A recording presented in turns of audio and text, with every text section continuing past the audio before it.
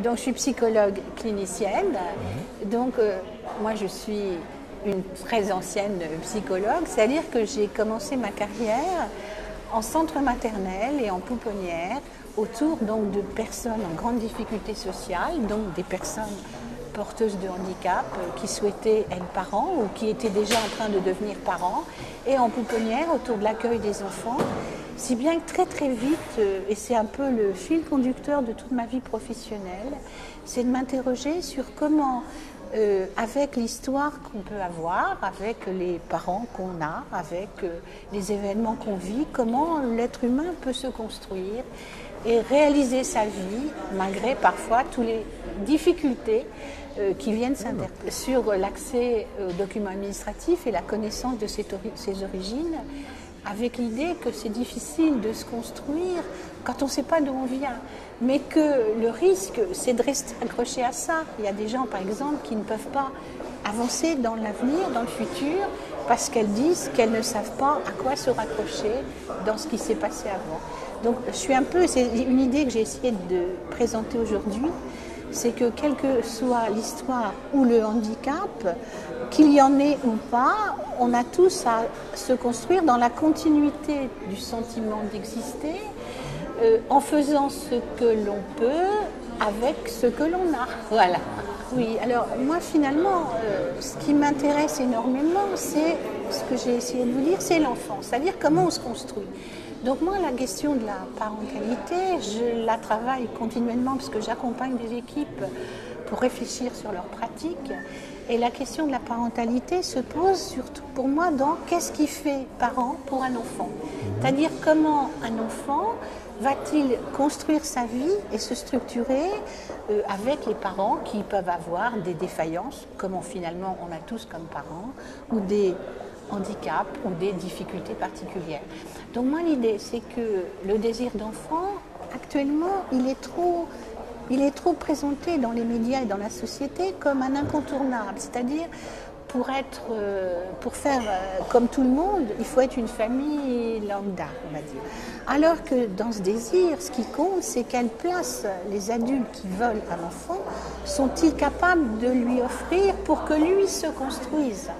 D'où l'idée qu'il faut accompagner les personnes, y compris quand leur désir d'enfant recouvre plutôt des manques personnels, des besoins personnels, des accrochages à des parties de leur histoire.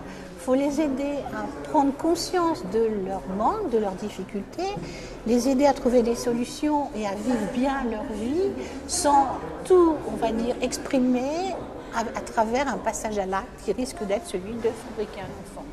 Et quand l'enfant est là, travailler avec eux pour qu'ils puissent assumer ce qui est de leur champ de compétences, mais que d'autres adultes puissent prendre en charge aussi tous les autres besoins non remplis par les parents de l'enfant pour que l'enfant vive bien, malgré le fait que ses parents ne peuvent peut-être pas tout faire avec lui. Mon expérience du terrain, elle est ancienne, donc j'ai travaillé en centre maternel, donc auprès de femmes qui étaient enceintes et qui allaient avoir un enfant. J'ai travaillé après à l'aide sociale à l'enfance dans tout le champ de la protection de l'enfance, c'est-à-dire ce qu'on expliquait là, la question du repérage des éléments d'inquiétude, la question de se dire est-ce qu'il faut laisser tel enfant auprès de ses parents ou est-ce qu'il ne faudrait pas mieux envisager autre chose. Donc j'ai travaillé aussi dans le placement, c'est-à-dire comment aider un enfant qui n'est pas élevé au quotidien par ses parents à construire son histoire et à avoir des images supportables et qui vont l'aider à grandir de ses parents, et en évitant que d'autres deviennent les parents à la place, en écartant complètement les parents. J'ai travaillé auprès de groupes de parole de parents en grande difficulté et actuellement je soutiens des équipes qui réfléchissent sur leurs pratiques dans tous ces domaines-là. Ça me gêne, moi, parce qu'on devrait dire simplement être parent. C'est être parent avec des spécificités. Parce qu'on dit parentalité, c'est, encore une fois, moi ça m'embête un peu de mettre une étiquette. Ils peuvent avoir des handicaps dans certains domaines. Moi je pense à des gens que je connais qui sont dits déficients intellectuels et qui ont des qualités émotionnelles et une sensibilité très grande aux réactions de leurs enfants. Et je pense entre autres à des professionnels qui travaillent au sein des familles, au domicile, en AMO petite enfance ou dans le cadre de maintien d'enfants à domicile, mais avec présence d'éducateurs à plusieurs moments de la journée, et qui disent combien, quand on travaille comme ça, on découvre chez des gens qui apparemment étaient présentés comme handicapés de réelles capacités et qui vont faire du bien à l'enfant, même si d'autres vont ajouter en complément d'autres soins aux enfants, vous voyez. Donc ça me gêne un petit peu. Puis on est peut-être tous handicapés de quelque chose.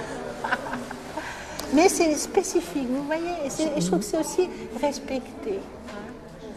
Alors là, il faut être très patient.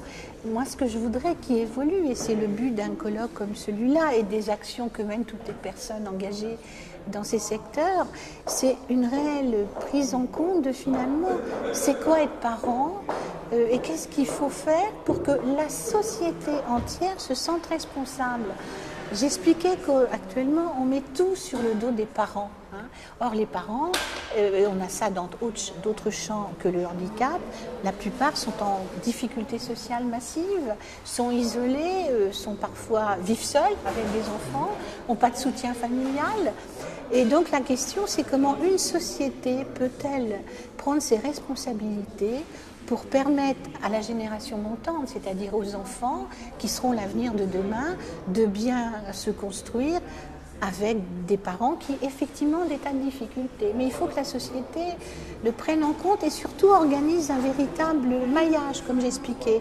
C'est non pas des actions mises bout à bout avec des professionnels qui ne se connaissent pas ou qui parfois même travaillent dans des sens différents, mais une prise en charge, j'aime pas le mot non plus, un accompagnement dans la continuité et dans une perspective au long cours pour permettre vraiment à des enfants de se construire à travers toutes les situations sociales qu'ils traversent. Et ça, je trouve que le champ du handicap nous oblige aussi, et c'est une spécificité, comme ça a été bien dit ce matin et que je partage complètement, à nous poser la question sur de quoi un enfant a-t-il besoin en guise de parent.